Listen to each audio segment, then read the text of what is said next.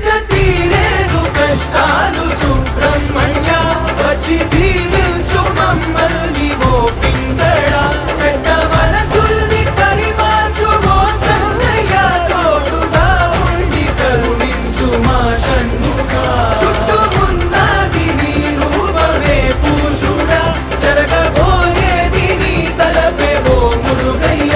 దేవలోకాన్ని కాచేది నీవే కదా మాకు నువ్వు తప్పదిక్కేది లేదోనయ్యా.